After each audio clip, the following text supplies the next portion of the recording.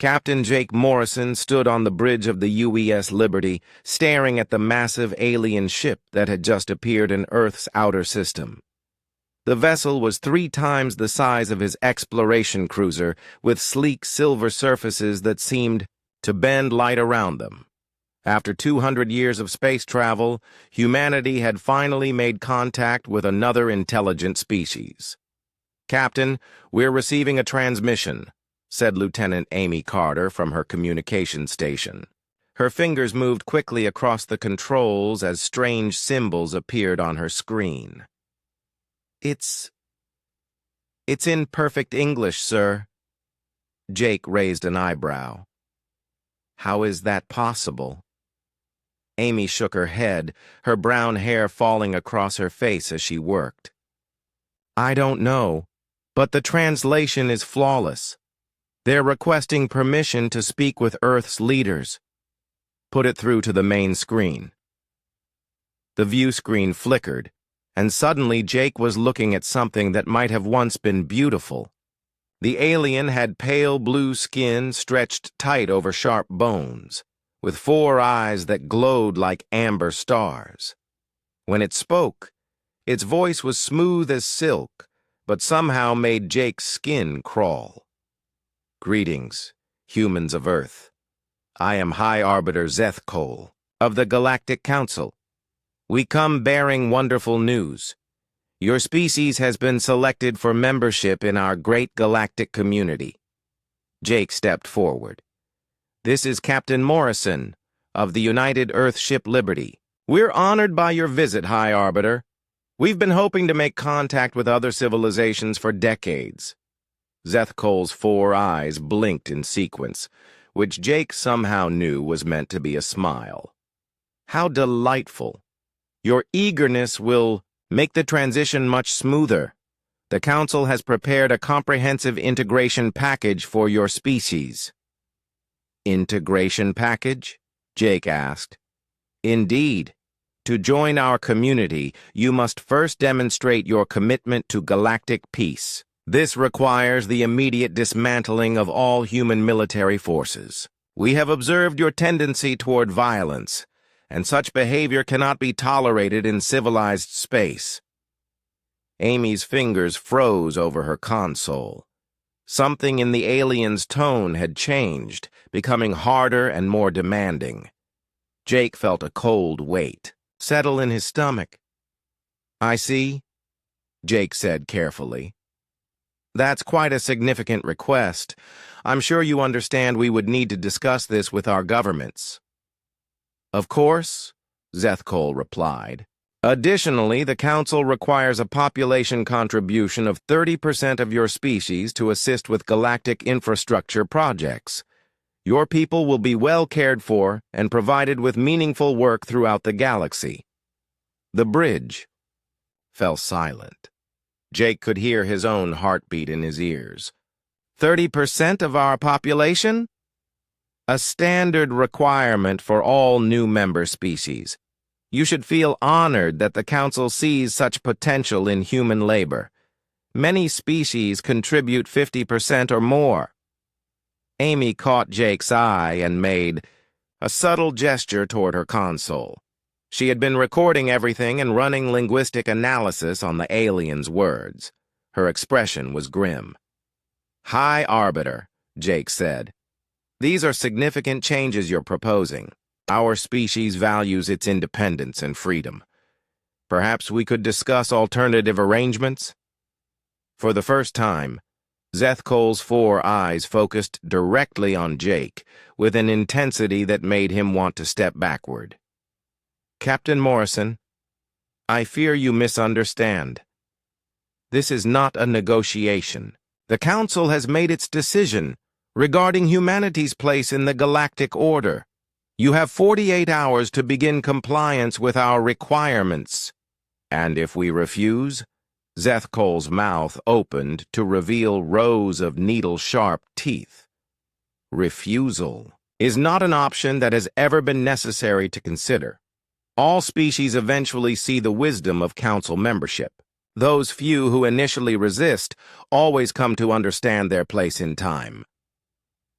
The transmission ended abruptly. Jake stood staring at the blank screen, his mind racing. Around him, the bridge crew waited in tense silence. "Amy, what did your analysis show?" Amy pulled up her data on the main screen. "Sir, the linguistic patterns are troubling. Every time he said membership or integration, the underlying tonal structure suggested concepts closer to submission or conquest. And when he mentioned other species, there were micro-expressions that indicated he was lying about their willing participation." "You're saying this isn't really an invitation?" "No, sir. This is a demand for surrender dressed up as diplomacy." Jake activated the ship's communication system. "All hands. This is the captain. We are now at condition yellow. Prepare for potential hostile contact." He turned to his tactical officer. "Lieutenant Rodriguez, what's the status of that alien vessel?" "Sir, they're powering up what appear to be weapons systems. Energy readings are off the charts. And Captain—" Rodriguez paused, checking his sensors again. "There are more ships coming. A lot more." Through the main view screen, Jake watched as space began to shimmer and twist.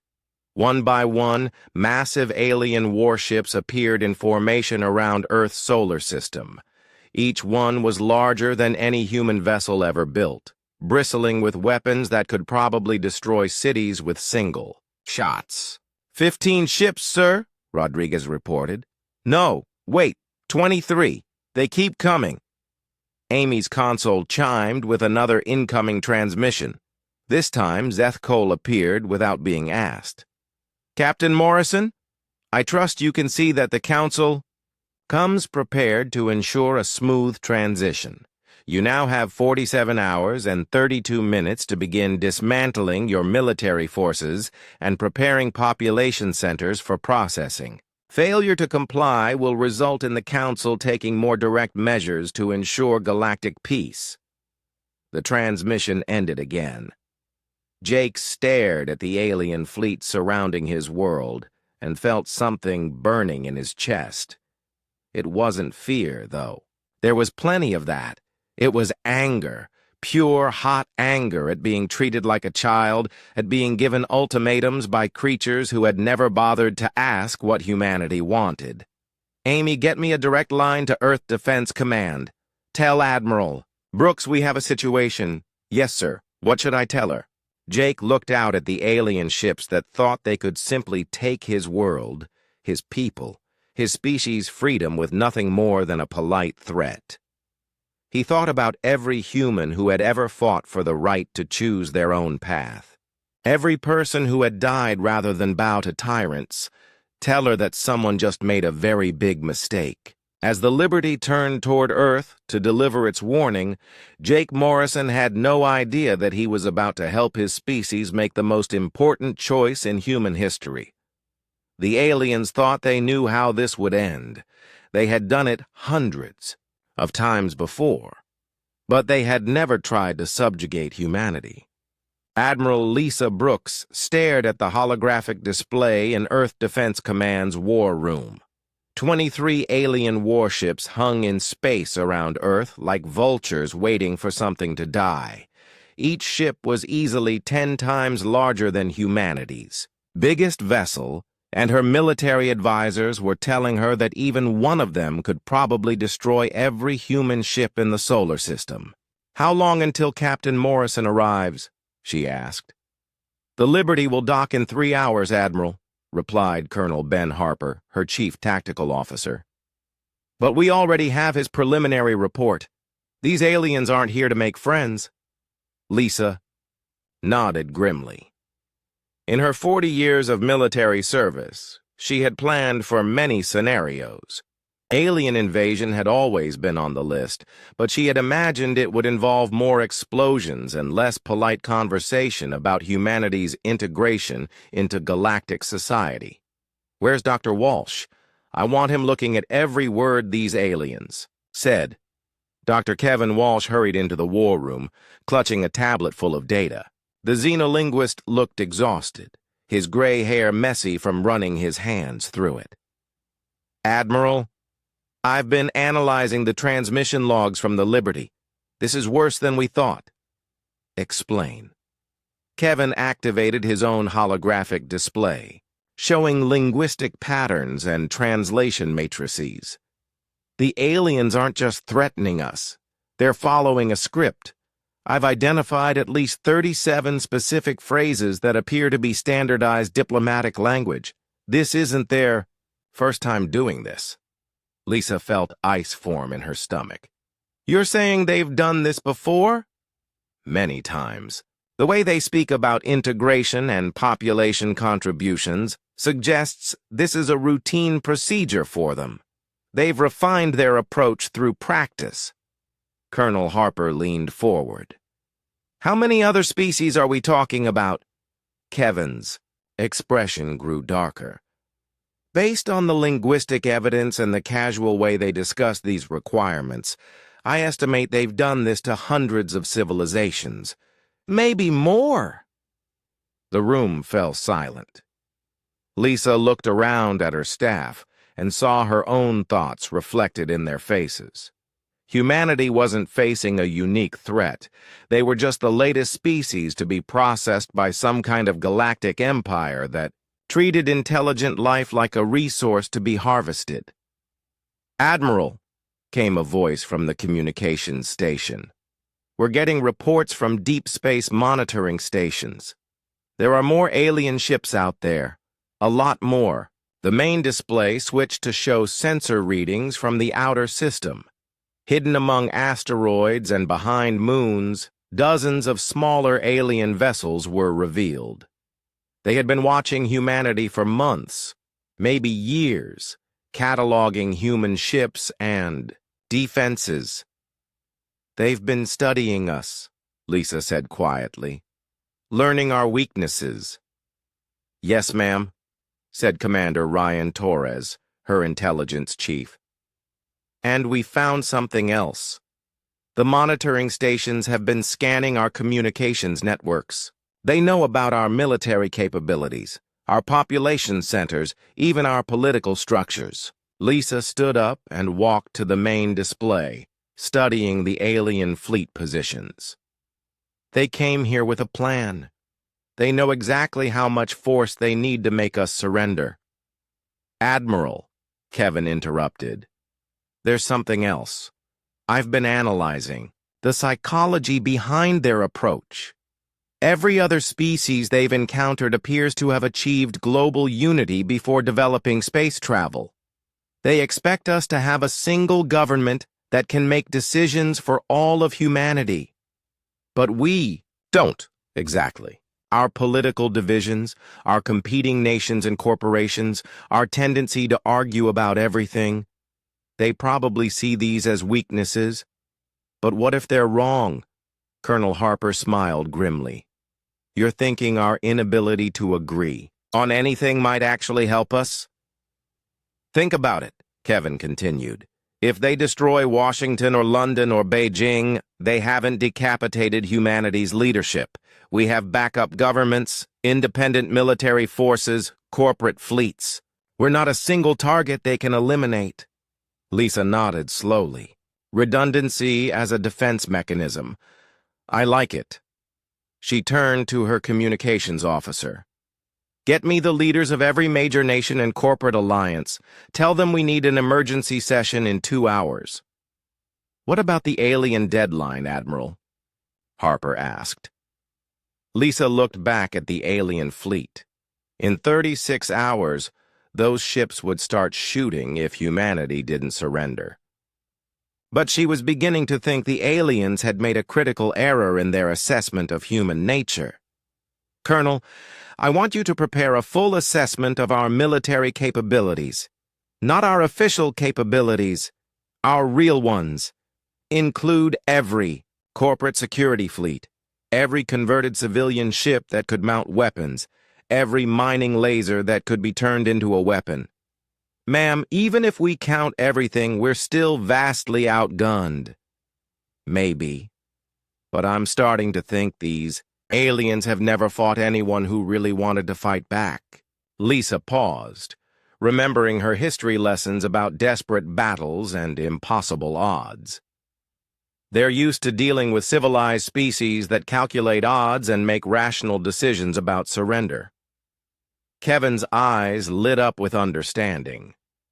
But humans aren't always rational when they're threatened. Exactly. Dr. Walsh, I want you to prepare a response to their ultimatum. Something polite but firm. Buy us time to organize. What should I tell them? Lisa smiled, and it wasn't a pleasant expression. Tell them that humanity appreciates their offer of membership in galactic society, but we need more time to consider such an important decision. Tell them we're still discussing it. They won't accept that. I know, but I want to see how they react when someone doesn't immediately fall in line with their schedule. As her staff scattered to prepare for what might be humanity's last stand, Lisa remained at the display, studying the alien fleet. The ships were beautiful in their own way, sleek and advanced beyond anything humans had built. They represented technology and power that humanity could barely comprehend. But they also represented something else: arrogance. The aliens had come with exactly enough force to intimidate a typical spacefaring civilization into surrender. They had followed their standard procedures, delivered their standard threats, and expected humanity to respond like every other species. They had conquered. Lisa Brooks had spent her entire career preparing for the day when someone would threaten Earth. She had studied every military campaign in human history, every victory against impossible odds, every moment when desperate people had chosen to fight rather than submit. The aliens were about to learn something that wasn't in any of their intelligence reports. Humans had been fighting each other for thousands of years, and they had gotten very good at it. More importantly, they had learned that sometimes the only rational response to an impossible situation was to do something completely irrational. In 36 hours, the Galactic Council was going to discover that they had made their first real mistake in centuries. They had chosen to threaten the one species in the galaxy that might actually fight back. Engineer Megan Phillips had never thought she would be turning cargo haulers into weapons of war, but here she was in the orbital shipyards above Earth, doing exactly that. Around her, hundreds of workers were frantically modifying every ship they could get their hands on. The deadline was in 18 hours, and Admiral Brooks had made it clear that humanity would not be surrendering. "How's the progress on the mining ships?" she called out to her team leader, Nick Carter. "We've got 12 converted so far," Nick replied, wiping sweat from his forehead. "The industrial lasers are more powerful than we thought. With some modifications, they should cut through alien hull material like butter." Megan nodded and moved to the next workstation, where a team was installing missile launchers on a civilian transport. The ship's original purpose had been to carry families to the Mars colonies.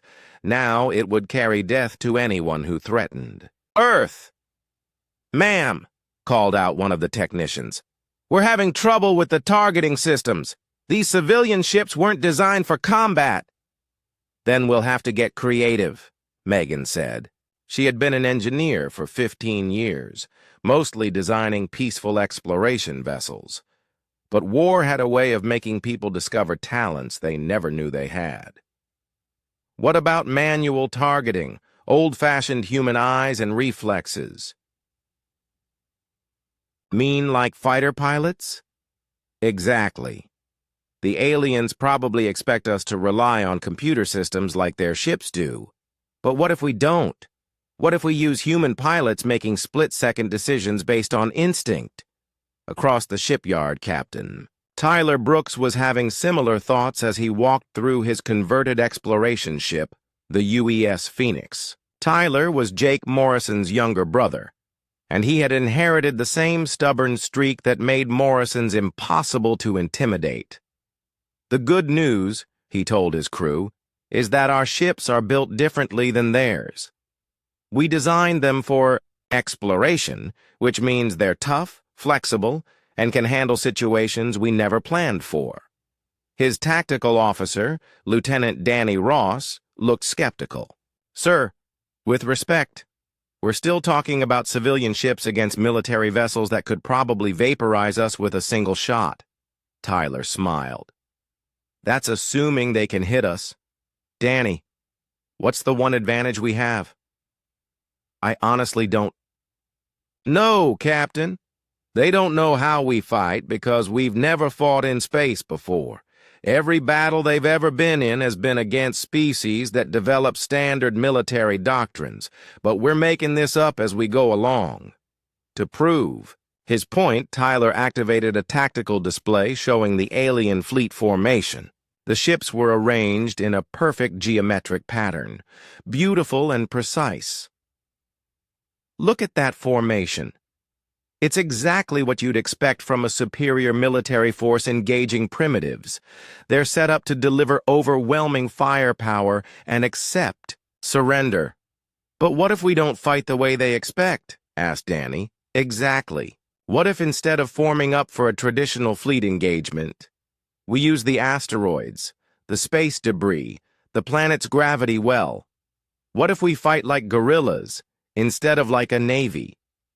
While Tyler planned unconventional tactics, Dr. Kevin Walsh was in Earth Defense Command making a discovery that would change everything.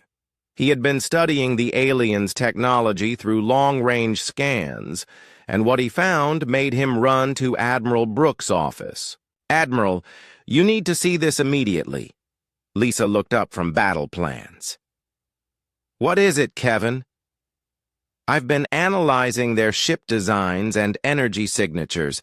The aliens' weapons are incredibly advanced, but they're designed to fight other energy-based weapons. Their shields are perfect against lasers and plasma weapons. That's not exactly encouraging. But, Admiral, they've never encountered nuclear weapons. Every other species in the galaxy appears to have moved past atomic weapons before developing space travel. The aliens' shields aren't designed to stop massive kinetic impacts or radiation bursts. Lisa's eyes widened. You're saying our most primitive weapons might be our most effective? Exactly. Nuclear missiles, kinetic projectiles, even old-fashioned explosives might punch right through their defenses. Lisa immediately activated the command network. All stations, this is Admiral Brooks. Prepare every nuclear weapon we have for space deployment. I want them mounted on fast ships and ready to deliver at close range. Across the solar system, humanity prepared for war in ways the Galactic Council had never seen. On Mars, Colonel Linda Hayes was organizing the civilian population into resistance cells. On the Moon, the mining colonies were converting their ore haulers into missile platforms. In the asteroid belt, prospectors were rigging their ships with explosives, planning suicide runs against alien vessels. The countdown continued. 6 hours, 4 hours, 2 hours.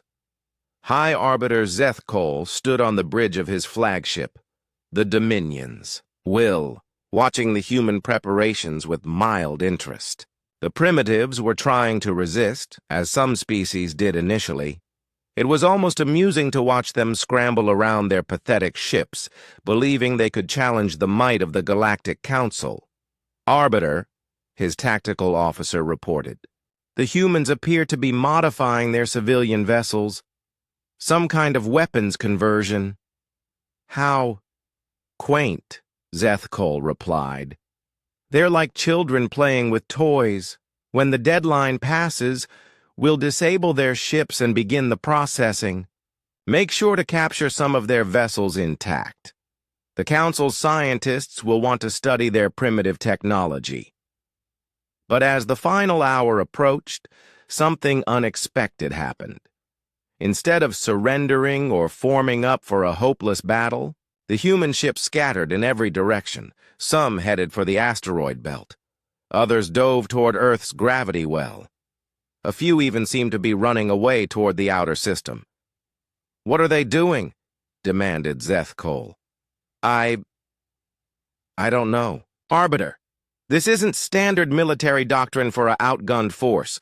Zeth Cole's 4 eyes narrowed. In 800 years of council expansion, no species had ever responded to overwhelming force with apparent chaos. There was always a pattern, a logic that could be predicted and countered. "No matter," he decided. "Begin the attack. Destroy any ship that resists and capture the rest." The Council fleet moved forward in perfect formation, energy weapons charging to deliver precise, overwhelming firepower. They expected to catch the scattered human ships easily and end the resistance in minutes. What they got instead was humanity's first lesson in asymmetric warfare. The humans weren't running or panicking.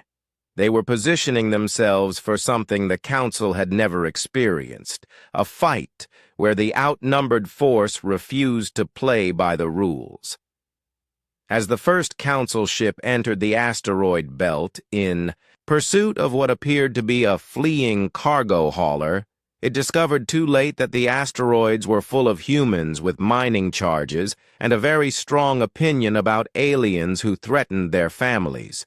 The explosion lit up space for thousands of kilometers.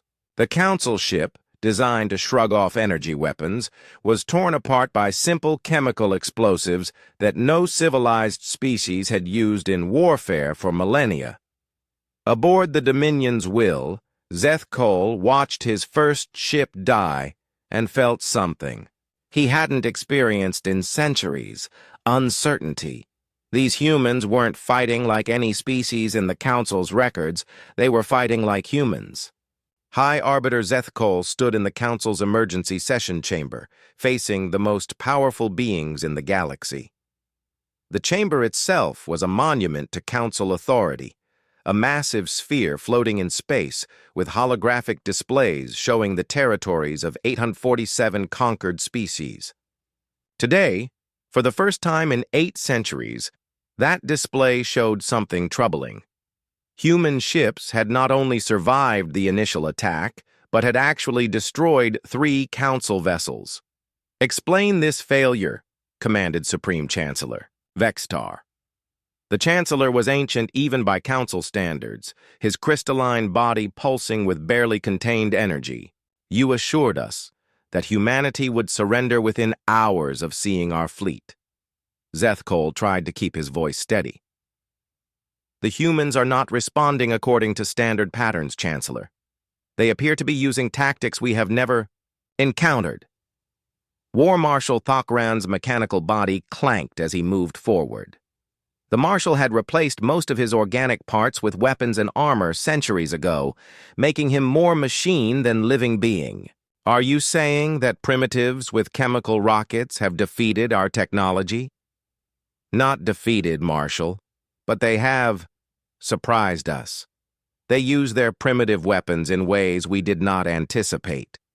Nuclear devices deployed at close range, chemical explosives hidden in asteroids, kinetic projectiles fired from civilian ships. Our shields were not designed for such crude tactics."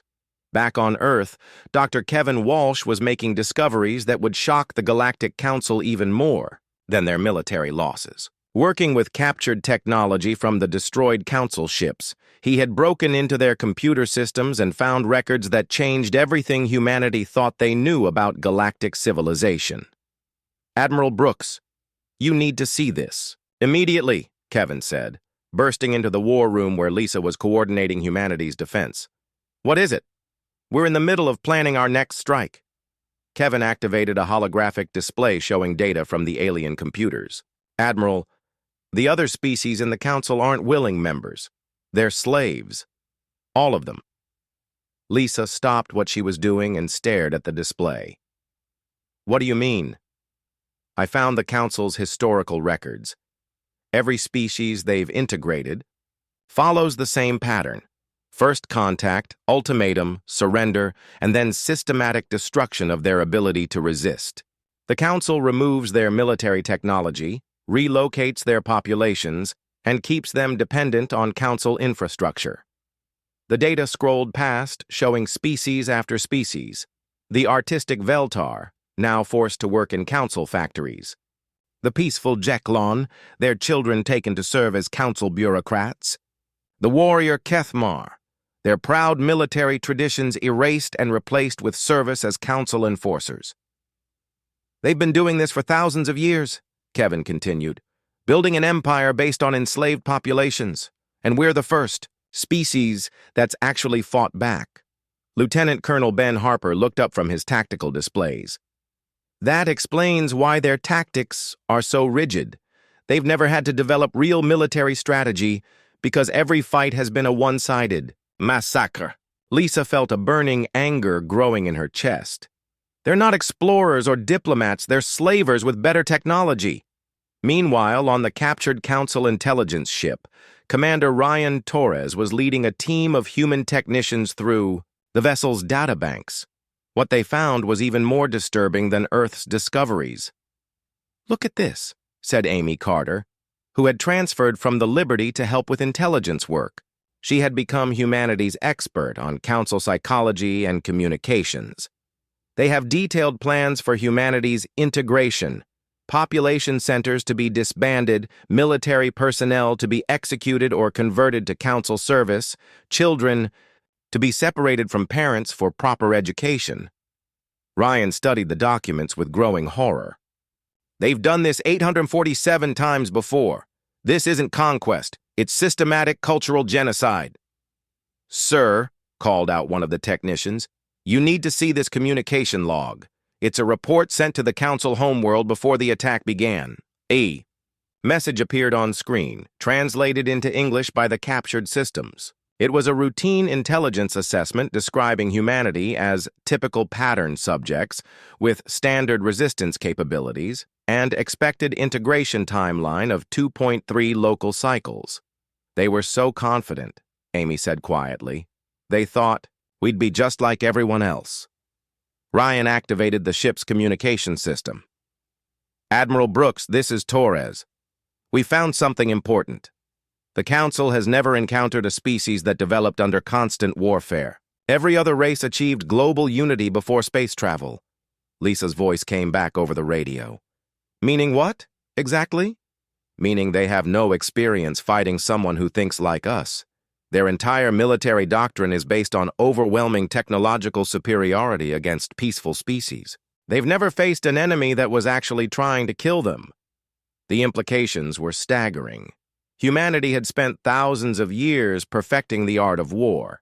Every human military officer had studied battles where outnumbered forces had defeated superior enemies through tactics, determination, and sheer bloody-mindedness. The Council had faced 8 centuries of easy victories against species that had forgotten how to fight. Back in the Council chamber, Zeth Cole was receiving reports that made his situation worse with each passing hour. "The humans have captured the intelligence vessel Thought's Edge," reported his tactical advisor. "They now have access to our strategic databases. And our monitoring stations throughout their system have gone silent," added another officer. "The humans appear to be hunting them down systematically." War Marshal Thokran's mechanical body whirred as he processed this information. "How is this possible? No species has ever successfully resisted our initial deployment." "Marshal," Zeth Cole said carefully, "I believe we may have underestimated human psychology. They appear to view our ultimatum not as a reasonable demand, but as a personal insult requiring violent response." Supreme Chancellor Vexitar's crystalline form pulsed red with anger. "Are you suggesting that these primitives are motivated by emotion rather than logic?" "Not emotion, Chancellor. Pride. They seem to consider freedom more important than survival." The chamber fell silent. In all their centuries of expansion, the Council had never encountered a species that would choose death over submission. Every race eventually calculated the odds and made the rational choice to surrender. "This is unacceptable," Vextar declared. Deploy the second fleet. Double our forces. These humans will learn their place in the galactic order. But even as the Council mobilized additional forces, humanity was preparing something that would shock the galaxy. Admiral Brooks had been studying the pattern of Council expansion and had made a terrible realization. If humanity fell, there would be no one left to resist the Council's tyranny. Every free species in the galaxy would eventually face the same choice between slavery and death. "We're not just fighting for Earth," she told her staff. "We're fighting for the right of every intelligent species to choose their own destiny." What the Council didn't understand was that humanity had just received the greatest motivation possible, the knowledge that they were the galaxy's last hope for freedom. And humans had a long history of doing impossible things when they were properly motivated. The war was about to escalate beyond anything the Council had ever imagined. Commander Rachel Stone stood on the bridge of the UES Defiance, humanity's first true warship built since the fighting began. 3 months had passed since the Council's initial attack, and humanity had learned to fight in ways that terrified their enemies. Today, Rachel was leading the first human fleet to strike directly at Council territory. "All ships report ready, Commander," said Captain Danny Ross, who had transferred from Tyler Brooks' exploration vessel to command the converted cargo hauler Relentless. Around them, 23 human ships waited in the darkness between stars, preparing to attack a Council supply depot that supported their occupation forces. "Remember," Rachel broadcast to the fleet, "we're not just here to destroy supplies. Intel suggests there might be other species being held at this facility. If we're right, today we start something bigger than just defending Earth." The target was a massive space station orbiting a dead planet in what had once been Veltar space. The Veltar had been artists and philosophers, conquered by the Council 200 years ago. According to captured records, their entire species now served as forced laborers in Council facilities throughout the galaxy. Picking up the station on sensors, reported Lieutenant Mike Taylor from the Defiance's sensor station. "It's huge, Commander. At least 50 times larger than anything we've built." Rachel studied the tactical display. The station was defended by 6 Council warships, each one larger than her entire fleet. But humanity had learned that size wasn't everything in space combat. Remember the plan. We're not here for a fair fight. The attack began with something the Council had never experienced, a human battle tactic called the suicide run. The converted mining ship Earthbreaker, piloted by volunteers, accelerated directly toward the largest Council vessel with its holds full of nuclear weapons. "Earthbreaker to fleet," came the calm voice of Captain Lisa Wright over the radio. "It's been an honor serving with you all." The Council ship's energy weapons fired, but they were designed to disable vessels for capture, not destroy ships that wanted to be destroyed. The Earthbreaker's captain had removed all safety systems and reinforced the ship's structure with asteroid mining equipment. It punched through the alien shields and detonated its nuclear payload deep inside the Council vessel. The explosion was visible from 3 star systems away. "Holy hell," whispered Danny Ross. "They actually did it." But Rachel wasn't watching the explosion. She was watching the alien crew pods ejecting from the dying Council ship, and what she saw made her heart race. "Danny, are you seeing this?" "The escape pods? What about them?" "Look at the life sign readings. There are way too many beings on that ship for just a Council crew." As the human fleet moved in to mop up the remaining defenders, they discovered something that would change the entire war. The Council ships weren't just carrying military personnel. They were carrying thousands of enslaved beings from a dozen different species. "This is Lieutenant Amy Carter aboard the boarding shuttle," came the voice of humanity's communications expert. "I'm inside the station now, and you need to see this." Rachel transferred her command to the station's docking bay and followed Amy through corridors that defied human imagination. The station was vast beyond comprehension, with sections designed for species that breathed different atmospheres and lived under different gravities. "How many beings are here?" Rachel asked. "Best estimate? About 1,000,000. Representatives from every species the Council has conquered. They're being used as forced labor to build more Council ships and weapons." Rachel stopped walking and stared at Amy. "1,000,000 slaves? And that's just this facility. According to the station records, there are thousands of places like this throughout Council space. As word spread through the station that humans had defeated the Council forces, something unexpected happened. The enslaved populations began to emerge from their work areas, and they were asking questions that no one had asked in centuries. "Who are you?" asked a tall, gray-skinned being that Amy's translator identified as Kethmar, one of the warrior species the Council had conquered 300 years ago. "We're humans," Rachel replied. "We're fighting the Council." The Kethmar's eyes widened. "Fighting? You mean resisting them?" "More than resisting. We're beating them." A crowd was gathering now, beings from species that had forgotten what freedom looked like. Rachel found herself surrounded by creatures of every shape and size imaginable, all staring at her with expressions she couldn't quite identify. "Is it possible?" asked a small furry being that reminded Rachel of an earth otter. "Can the Council actually be defeated?" "We're working on it," Rachel said, "but we could use help." That's when everything changed. The Kethmar leader, who introduced himself as War Chief Graktal, knelt before Rachel in a gesture that made her uncomfortable. "Human friend," he said, "my people were warriors once, before the Council broke us, before they made us forget our strength. If you fight the Council, we will fight beside you." "You don't have to kneel," Rachel said quickly. "We're not here to replace the Council as your masters. We're here to set you free." Graktal stood up slowly, and Rachel saw something in his eyes that hadn't been there before. "Hope. Free," he repeated, as if the word was foreign to him. We had forgotten that word. Within hours, the station had transformed from a prison into a recruitment center. Species that had been enslaved for centuries began remembering their pre-conquest traditions. The Veltar artists started creating propaganda that spread throughout Council space. The Jeklon, with their natural telepathic abilities, began coordinating resistance activities across multiple star systems.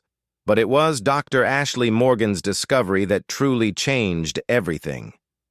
Ashley was a human anthropologist who had volunteered to study the liberated species, and what she found in the Council's records shocked everyone. "They've been doing more than just enslaving these species," she reported to Rachel. "They've been deliberately suppressing technological development. Any species that shows signs of innovation gets their scientists relocated to special research facilities, which are actually prisons. Why would they do that? Control. If these species can't develop new technology, they stay dependent on the Council for everything." "But Rachel, some of these species were more advanced than the Council when they were conquered. The Council has been stealing their innovations for centuries." Rachel felt anger burning in her chest. "So they're not just slavers, they're thieves." "Worse than that. I found records of species that developed things like faster-than-light communication, energy-to-matter conversion, even time manipulation technology. The Council confiscated it all and buried the research to maintain their monopoly on power." The implications were staggering.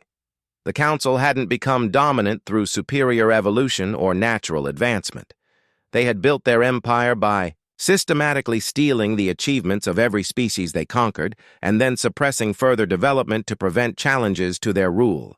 "Ashley," Rachel said slowly, "what happens if we give these species back their technology?" "I don't know, but I think we're about to find out." Engineer Nick Carter was already working with liberated Veltar scientists to combine human innovation with recovered alien technology. The results were extraordinary. Weapons that could punch through Council shields, ships that could outmaneuver Council vessels, and most importantly, communication systems that could coordinate resistance across the galaxy. As news of the liberation spread through hidden channels, something began happening that the Council had never anticipated. Species that had been quiet slaves for centuries began sabotaging Council facilities. Workers who had obediently served their masters for generations suddenly remembered that they had once been free. The rebellion was spreading, and at its center were humans, the species that had refused to surrender, that had chosen to fight impossible odds rather than accept slavery. War Chief Graktal stood beside Commander Rachel Stone as they watched ships full of liberated beings depart for their home systems, carrying weapons and hope in equal measure. "Human friend," he said, "my people have a saying, 'The fire that cannot be extinguished is the one that spreads to others.' I think the Council is about to learn what that means." Rachel smiled grimly. The Council had thought they were facing a single rebellious species. They were about to discover they had awakened something much more dangerous: the combined fury of every intelligent race that valued freedom over security. The galaxy was about to catch fire. Supreme Chancellor Vextar's crystalline form pulsed red with rage as reports flooded into the Council chamber. In the 6 months since humanity's first rebellion, the galaxy had erupted into chaos. 17 sectors were now in open revolt. 34 key facilities had been destroyed, and worst of all, species that hadn't resisted in centuries were suddenly remembering how to fight. "How many ships have we lost this week?" Vextar demanded. War Marshal Thokran's mechanical body clanked as he accessed the latest battle reports. 47 vessels, Chancellor. The humans have taught other species their guerrilla tactics. Our forces are being ambushed across multiple systems." "And our supply lines?" "Cut in 12 sectors. The rebels are specifically targeting our logistics networks. Without supplies, our occupation forces are becoming isolated." High Arbiter Zethkol stood at the edge of the chamber, no longer the confident enforcer who had delivered humanity's ultimatum. His latest report painted a picture of an empire under siege from within. "Chancellor," he said carefully, "we need to discuss the psychological impact of the human rebellion. Other species are beginning to believe that the Council can be defeated." "Belief," Vextar spat. "What does belief matter against superior technology?" "Everything, apparently. The Kethmar have reformed their old warrior clans. The Veltar are using their artistic skills to create propaganda that spreads faster than we can suppress it. Even the peaceful Zeklon have weaponized their telepathic abilities to coordinate attacks across vast distances." On the liberated world of New Kethmar, Captain Danny Ross stood with War Chief Graktal, watching as the first joint human-alien fleet prepared for launch. The sight would have been impossible to imagine a year ago. Human ships flying alongside vessels from a dozen different species, all united in their hatred of Council tyranny. "Your engineers are remarkable," Graktal told Danny as they watched. A Veltar artist-engineer painting energy patterns onto the hull of a converted cargo ship. "They see our technology not as we designed it, but as it could be." "We've always been good at improvising," Danny replied. "But your people's innovations are incredible. That shield modification alone has increased our survival rate by 300%. The Kethmar warriors' mandibles clicked in what Danny had learned was their equivalent of a smile. "For 3 centuries, the Council told us we were too primitive to understand our own technology. They were wrong. Across the galaxy, similar scenes were playing out on hundreds of worlds. Dr. Emma Foster, working with liberated scientists from the advanced Noltar species, had unlocked technology that seemed like magic to human eyes. Faster-than-light communication, energy shields that could withstand Council weapons, and most importantly, manufacturing systems that could produce ships and weapons at unprecedented rates. The Council's greatest mistake, Emma explained to Admiral Lisa Brooks during a holographic briefing, was assuming that conquered species would forget their capabilities. They suppressed innovation but never actually destroyed the knowledge. It was all still there, waiting to be rediscovered. "How long until we can match their fleet strength?" Lisa asked. "At current production rates?" 6 months. But Admiral, we don't need to match them. We need to exceed them. The liberated species are sharing technologies the Council buried centuries ago. We're not just rebuilding, we're advancing. The Council was discovering that fighting a galaxy-wide rebellion was very different from conquering individual species. Every victory the rebels achieved inspired others to join the fight. Every Council defeat proved that the Empire was not invincible. Commander Rachel Stone had become something she never expected, a symbol of hope for species across the galaxy. Her successful liberation of the first Council facility had sparked a movement that now spanned hundreds of star systems. Today, she was leading the largest rebel fleet ever assembled in an attack on the Council's main military shipyard. "All fleet commanders, this is Stone," she broadcast to the 200 ships surrounding her. "Remember, we're not just fighting for ourselves anymore. Every species in this fleet has families still enslaved by the Council. Today we start bringing them home."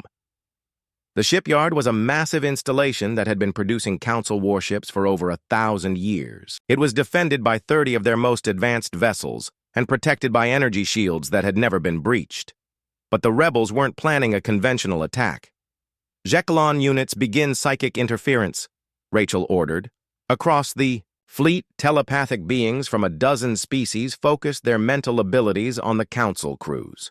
They couldn't control the aliens' minds, but they could flood them with confusion, doubt, and most devastatingly, the emotions of every species the Council had enslaved. Veltar art ships deploy visual disruption. The artistic Veltar had turned their aesthetic abilities into weapons of war. Their ships projected holographic images that confused Council targeting systems and made rebel vessels appear to be in multiple locations at once. Kethamar warriors, begin honor charge. The former warrior species had rebuilt their ancient battle formations, modified for space combat.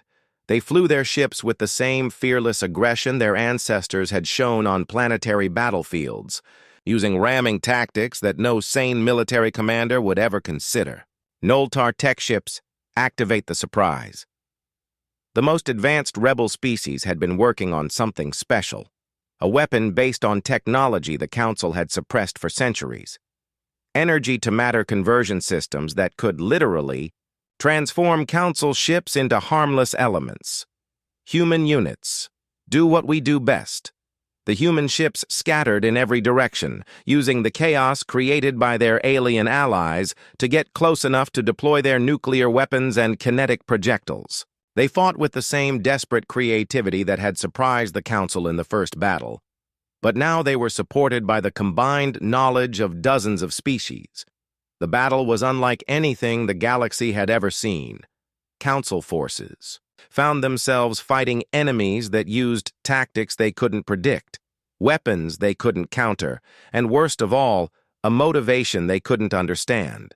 The Council fought for order, control, and the maintenance of their empire. The rebels fought for freedom, for their families, for the right to exist as independent beings. It wasn't a fair fight. When the shipyard's shields finally collapsed under the combined assault, the explosion could be seen from neighboring star systems. But more importantly, the facility's destruction sent a message throughout the galaxy. The Council could be beaten. War Marshal Thokran delivered the news to Chancellor Vextar personally. The Forge of Dominion has been destroyed, total loss of the facility and all defending ships. Vextar's crystalline form had lost its usual glow and now appeared dim and gray. How many rebels were involved? Over 200 ships from 37 different species. Chancellor, this isn't a human rebellion anymore. It's a galactic revolution. Recommendations? Thok ran his mechanical form word as he processed strategic options. We could withdraw to the core systems and attempt to hold our most vital territories. Or what? We could negotiate. Offer the humans and their allies some form of autonomy in exchange for ending the rebellion. Vexitar's form flared bright red again. "The Council does not negotiate with primitives." "With respect, Chancellor, they're not primitives anymore. They've combined the technologies of dozens of species and added their own innovations. In some areas, they're now more advanced than we are." But Vextar refused to accept what was becoming obvious to everyone else in the Council. They were losing a war they had thought impossible to lose. Their empire, built on the systematic suppression of other species, was crumbling as those same species remembered what they had been before conquest. On New Kethmar, the Rebel Alliance was planning their next move. Representatives from over 50 species now stood in the same chamber where humans had first offered freedom to enslaved aliens. "The Council homeworld," said War Chief Graktal. "It's time to strike at the heart of their empire." Rachel Stone nodded. "But not for conquest, for liberation. Even on their homeworld, there are enslaved species forced to work for them." Dr. Ashley Morgan had been studying Council society and had discovered something remarkable. The Council, species themselves aren't evil. They're just as trapped in their system as everyone else. They've built a society based on conquest and control, and now they can't imagine any other way to exist. "Then we'll show them," Rachel said simply. "We'll show them what freedom looks like." The galaxy was about to witness something unprecedented. An invasion motivated not by conquest, but by the desire to set everyone free, including the conquerors themselves. Admiral Jake Morrison stood on the bridge of the UES Liberation, flagship of the largest fleet ever assembled in galactic history. Around him, over 3,000 ships from 68 different species prepared for the final assault on the Council homeworld. It had been 1 year since his first encounter with High Arbiter Zethkol, and everything had changed. "Final count, Admiral?" asked Captain Tyler Brooks, who now commanded the Reconnaissance Division. 3,214 ships, Jake replied.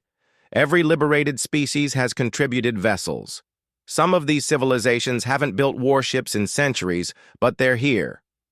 Through the main view screen, Jake could see the Council homeworld of Supremacy, a massive planet surrounded by defensive stations that had protected the Empire's heart for over a millennium. The planet itself was beautiful, covered in crystalline cities that sparkled like jewels against the dark ocean. "Sir," reported Commander Ryan Torres from the intelligence station, "we're detecting massive energy signatures from the planet's surface. They're preparing some kind of last defense." "What about the civilian population?" Dr. Ashley Morgan, now serving as the fleet's cultural advisor, activated her analysis displays. "According to our intelligence, there are over 2 billion beings on that planet. About 60% are enslaved laborers from conquered species. The rest are Council citizens." Jake felt the weight of responsibility settle on his shoulders. This wasn't just a military operation, it was the liberation of an entire world. "Any word from the diplomatic mission?" "Chancellor Vexitar refused to respond to our surrender demands," reported Amy Carter from Communications. "They're apparently preparing to fight to the death rather than accept our terms.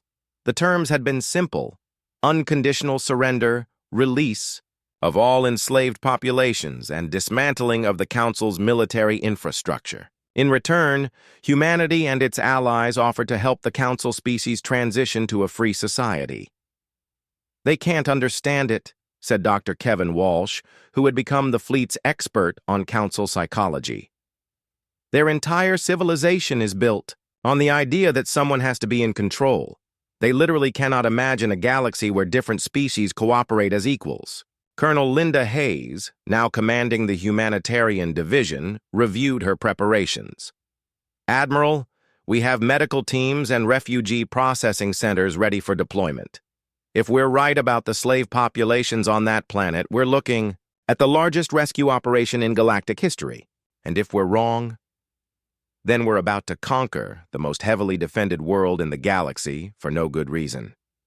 Jake studied the tactical displays showing the Council's defenses, orbital platforms armed with weapons that could destroy entire Fleets, planetary shields that had never been breached, defense fleets that included the most advanced ships the Council had ever built. All fleet commanders, he broadcast, remember our mission. We're not here to destroy the Council homeworld. We're here to free it. Every being on that planet, enslaved or not, deserves the chance to choose their own future. The assault began with something the Council had never seen, a broadcast transmitted on every frequency to every being on the planet.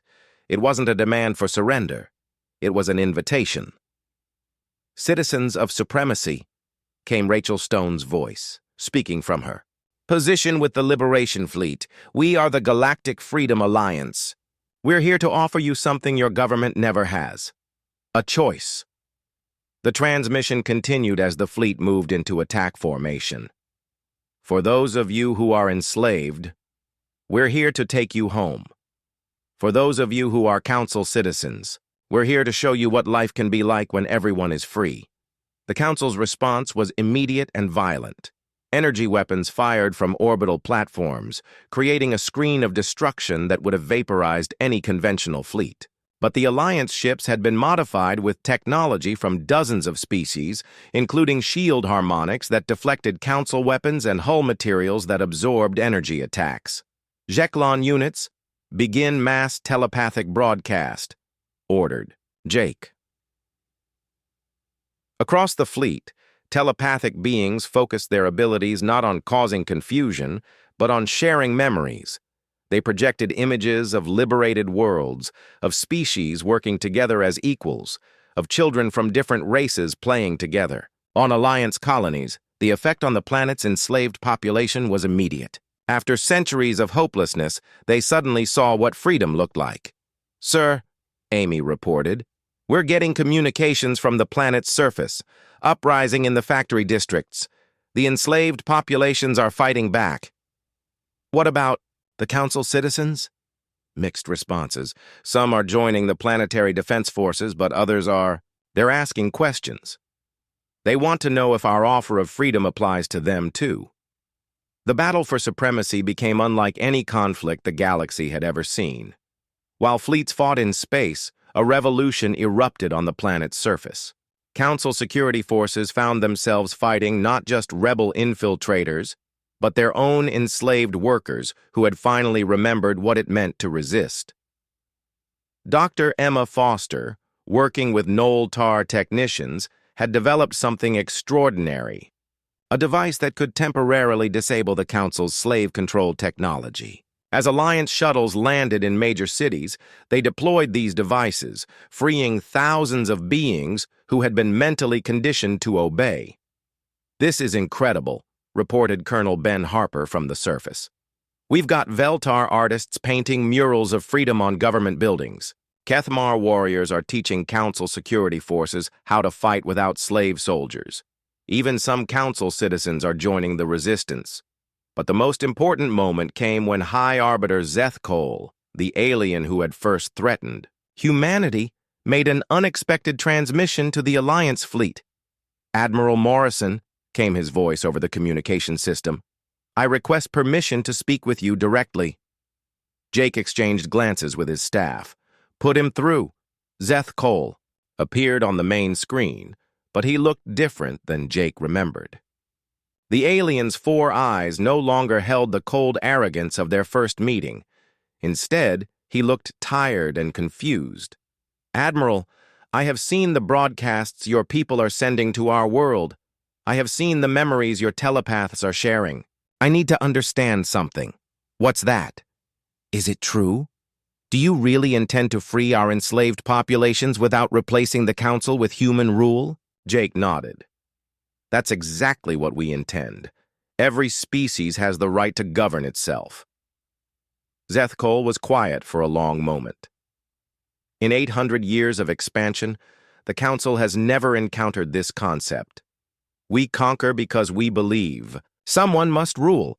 We enslave because we believe some species are naturally superior to others. But you're suggesting something different. We're suggesting that everyone deserves to be free. Even us? Even the Council species that enslaved the galaxy. Jake looked around at his diverse crew.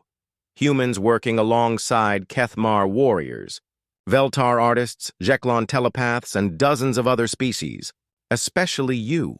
Freedom isn't something you earn by being good or lose by being bad. It's something everyone deserves simply by being alive. What happened next would be remembered throughout galactic history. High Arbiter Zeth Cole, Supreme Enforcer, of the Council's will, made a choice that would change everything. Admiral Morrison, I am ordering all Council forces to stand down. I want to see what this freedom looks like. Supreme Chancellor. Vextar's final transmission came hours later, as Alliance forces established humanitarian camps across Supremacy's surface. The ancient leader's crystalline form had lost all its glow, appearing gray and lifeless. The Council surrenders, he said simply. But I warn you, humans, governing the galaxy is more difficult than conquering it. When your alliance fractures and your cooperation fails, remember that we offered stability. Jake's response was broadcast across the galaxy. We're not here to govern anyone. We're here to make sure everyone can govern themselves. As the sun set on Supremacy, something unprecedented happened. For the first time in 1,000 years, every being on the planet went to sleep, knowing they would wake up free. But Admiral Morrison knew the hardest part was just beginning. Winning the war had been difficult. Building a galaxy where everyone could live as equals would be the real challenge.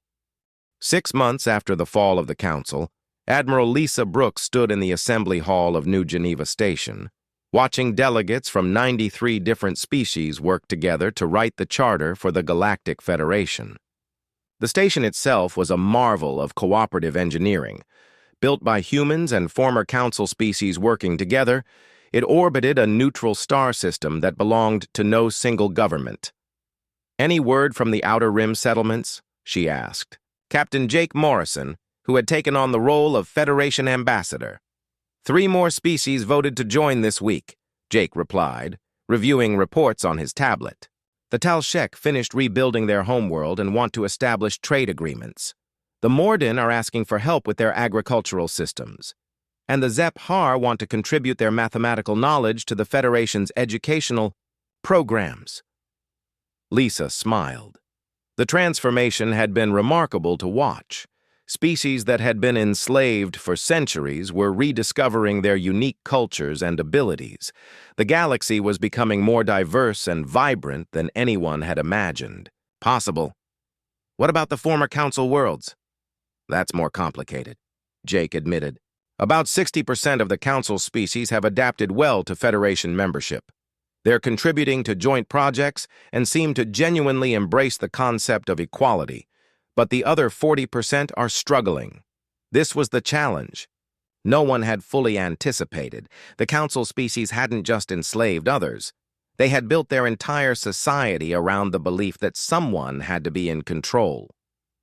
For many of them, the concept of voluntary cooperation was as alien as anything they had ever encountered.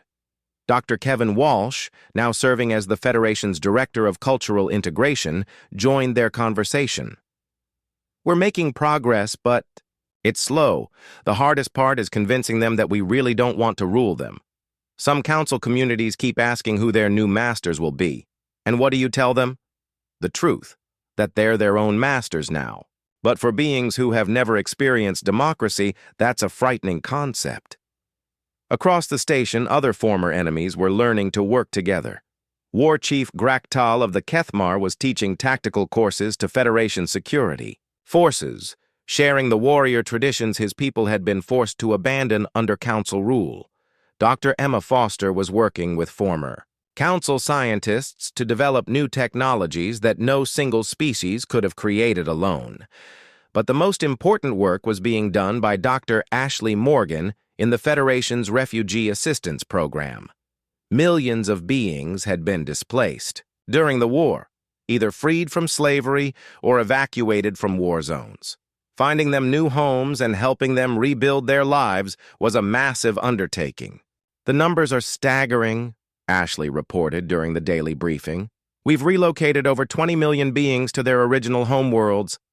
Another 50 million have chosen to settle on new colonies where multiple species live together. But we still have millions more in temporary housing. Lieutenant Colonel Ben Harper, who now commanded the Federation's peacekeeping forces, added his own concerns. We're also dealing with isolated council holdouts who refuse to accept the new order. Nothing major, but there are still some military units out there who think they can restart the Empire. How are we handling them? Asked Lisa. Mostly through negotiation. We offer them the same choice we gave everyone else. Join the Federation, as equals or be left alone on uninhabited worlds where they can't threaten others. Most of them eventually choose to join when they realize we're serious about treating them fairly.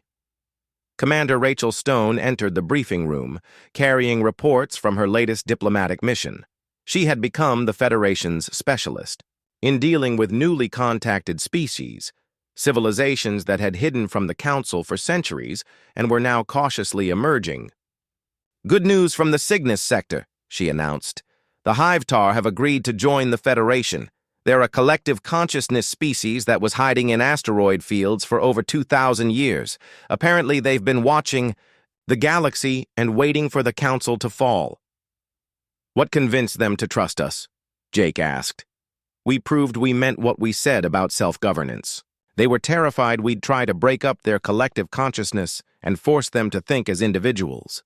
When we guaranteed their right to maintain their chosen form of society, they decided we were trustworthy.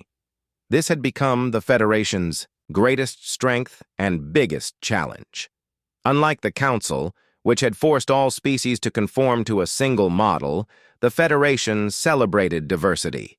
Each member species was free to organize their society however they chose, as long as they didn't harm others.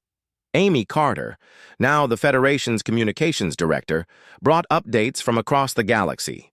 The cultural exchange programs are exceeding all expectations. We have Veltar artists creating collaborative works with human musicians. Kethmar warriors are teaching combat sports that other species are adapting for their own traditions. The Jeklon are helping species develop telepathic communication networks. Any problems? Nothing serious. Some species are having trouble understanding each other's customs, but that's normal. The Polmar accidentally insulted the Tevnik by offering them food. Apparently that's considered rude in Tevnik culture, but they worked it out through the Cultural Liaison Program. Engineer Nick Carter had perhaps the most exciting news. Working with scientists from dozens of species, human engineering teams were developing technologies that would have seemed impossible just 2 years ago. We've cracked faster-than-light communication, he announced proudly. Real-time conversations across galactic distances. The Noltar had the theoretical framework, the Jeklon provided the psychic interface, and human engineering made it practical. What does this mean for the Federation? It means we can truly function as a galactic community. No more months long, delays in communication.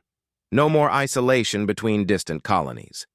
Every Federation world will be able to participate fully in galactic civilization. But the most important development was happening in the Federation's educational centers. Children from dozens of species were learning together, growing up with the assumption that diversity was normal and cooperation was natural. Commander Tyler Brooks had volunteered to oversee the first integrated school on New Geneva Station.